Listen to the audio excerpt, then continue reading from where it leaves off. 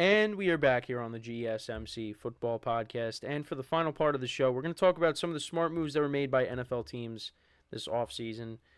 So one of them was the Kansas City Chiefs. Now, I know I talked about them earlier in the show today regarding one of their other receivers. And the move that they made, signing Marquise Brown, is going to become even more important depending on what happens with the Rashee Rice situation. They signed him to a 1-year, $7 million deal.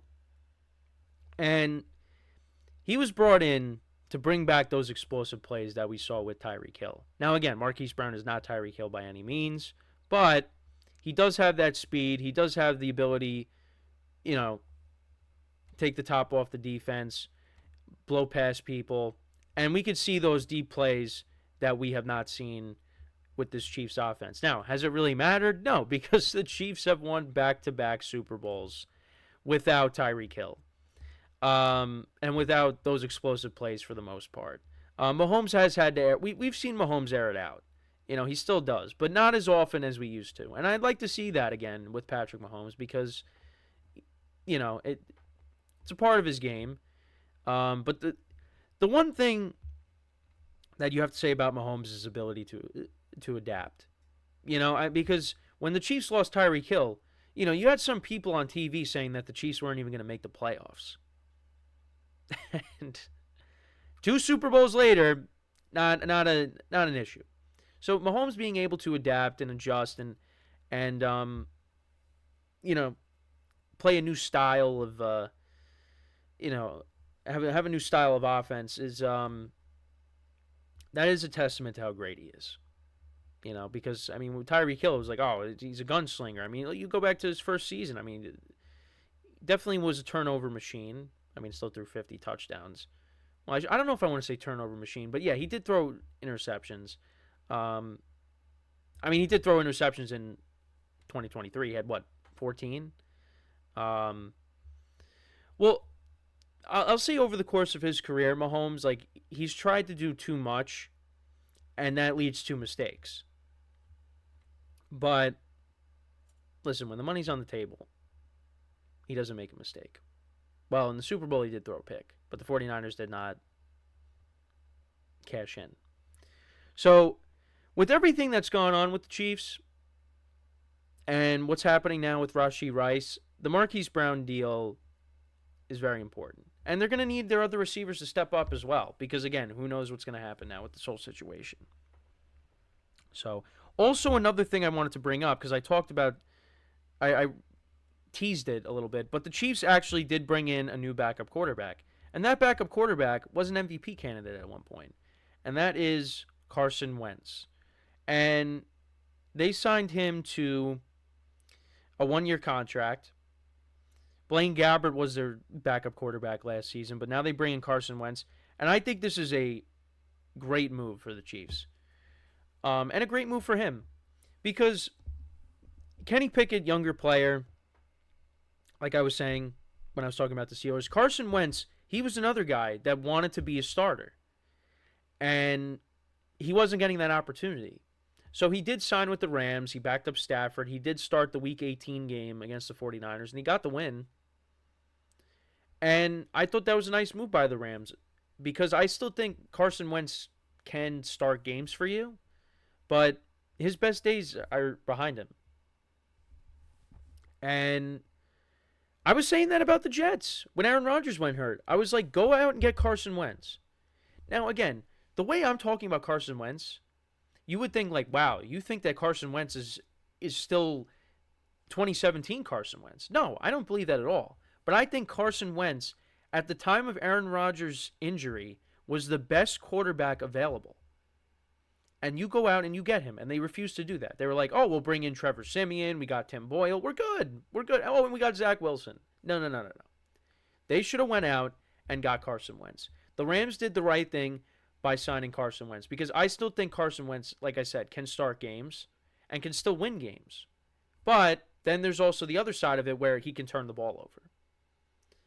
Now, I think what the Chiefs did, I think this is a solid move for them. I think this is a smart move for them because Blaine Gabbert, yeah, he has started games, But I think Carson Wentz is an upgrade over Blaine. I mean, it's not really saying that much, but he's an upgrade over Blaine Gabbert as a backup quarterback. And knock on wood, in case Patrick Mahomes gets hurt, Carson Wentz could step in to a good system.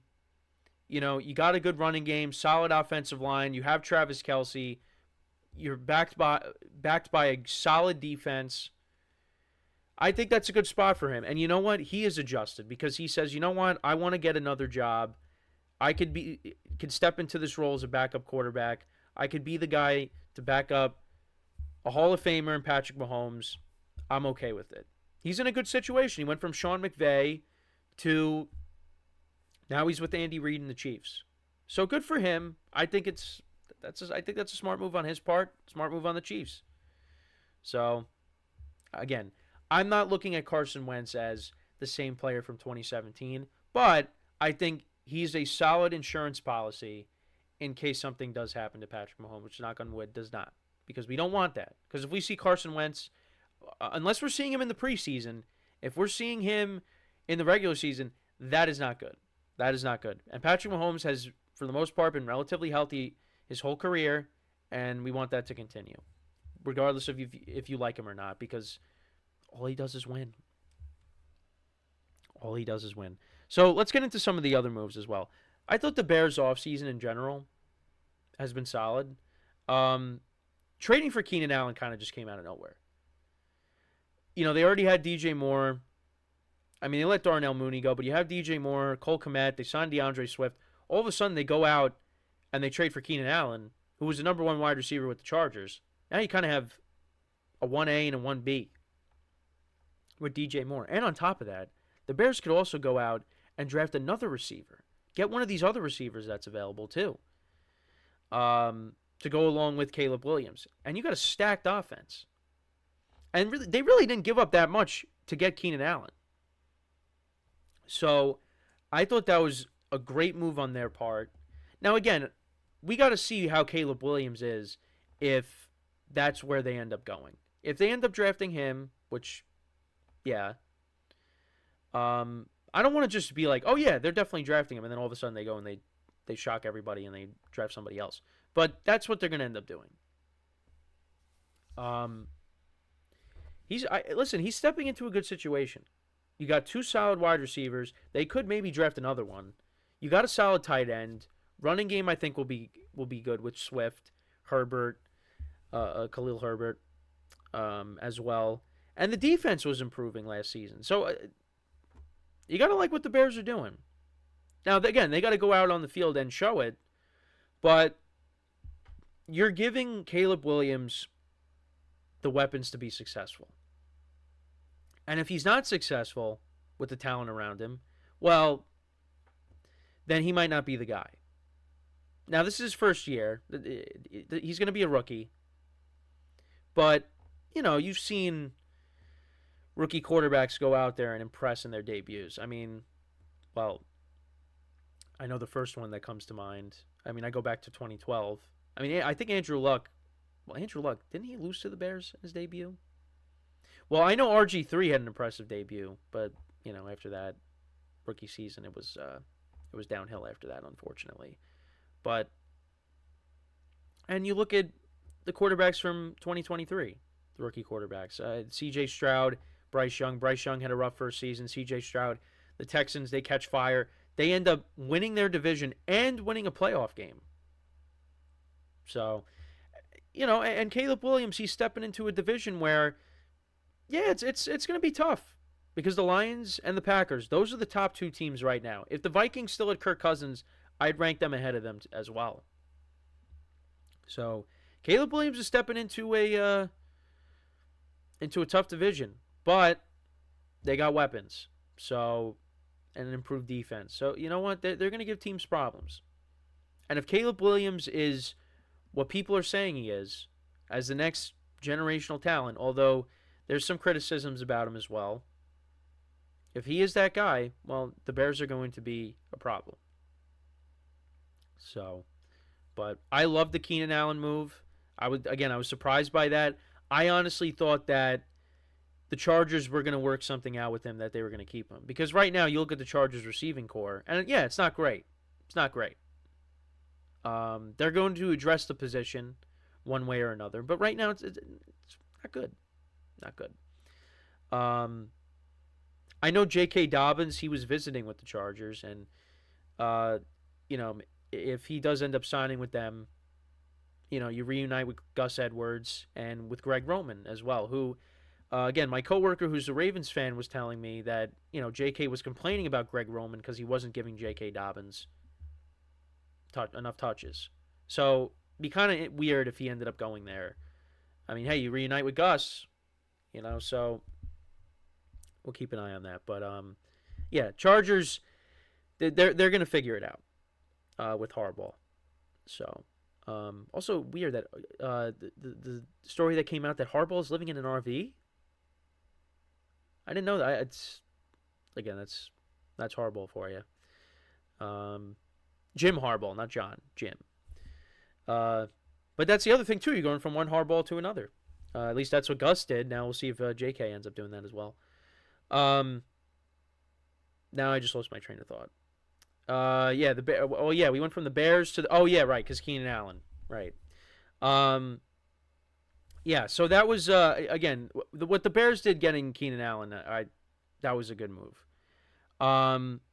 Couple of other under the radar stuff. I mean, you had the Eagles signing Bryce Huff from the Jets. They traded away Hassan Reddick to the Jets. We talked about that yesterday. Eagles defense is going to be it should be better in 2024. The Lions also signing D.J.Reader to be a run stuffer. That was huge because he was a good player for the Bengals, and now they're adding him to their defense. So that was a good move by them. One of the best run stoppers in the NFL.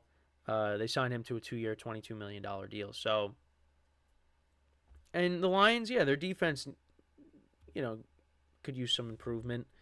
We'll see what they end up doing in the draft, but love what the Lions are doing. I mean, they, again, made it to the NFC Championship game. They could have been playing in the Super Bowl. But I've been on that Lions bandwagon since Dan Campbell started. With the kneecap stuff, that I was locked in. And once Aaron Rodgers left the division, and the Lions kind of sent him packing after they, beat him in Lambeau to knock him out of playoff contention. Once he left, it was like, you know what, this might be the Lions division, and that's what ended up happening. And you know what, they're going to be competing with the Packers again with Jordan Love, but right now the Lions are the favorites again, and they're gearing up for a 2024 season where, yeah, expectations are going to be high. I mean, you won your first playoff game in 30 years. Now the expectations are higher, and I think the Lions will deliver. They'll be a good team. Happy for Jared Goff, that he's going to be the guy moving forward. Well, now the Lions are going to have to pay him too. So, we'll see what happens with that when that eventually comes around. But yeah, that's pretty much it for the show for today. I hope you guys enjoyed it. Be back again tomorrow, 10:30 a.m. Eastern Time. Again, make sure to tune in to all the other shows as well. Give the other shows love as well. Everybody's been doing a great job. More changes, more things to come in the coming weeks as well. As now we are in April. Draft is at the end of the month. So once that comes around, that'll give us more things to talk about. How teams are going to approach the draft. And then again, like I said, the schedule comes out in May, and then that's when you start, getting closer. Which again, don't want to rush it because right now I'm doing the football show, but I'm in baseball mode because right now the Yankees are 5-0, and they're making me very happy. So I want that to continue. As much as I love football, it can wait. But we also, let's not forget, the UFL started. nothing really. Well, a kicker made like a 64-yard field goal, so he could find himself in the NFL. Um, yeah, I got to try to work the UFL into some show segments here at times. But yeah, we'll worry about that um, at some point. But anyway, so yeah, again, make sure to tune into the other shows. Thanks for tuning in, guys. And yeah, with that, that is all the time that we have for today. Once again, we'll be back again tomorrow, same time, 10:30 a.m. Eastern time.